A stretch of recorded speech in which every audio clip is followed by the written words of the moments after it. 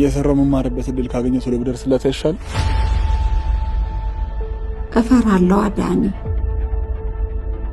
መደሰትን እፈራለሁ።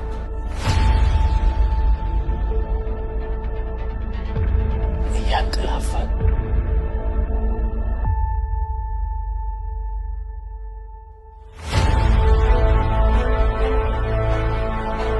ይኸው እንደመጣ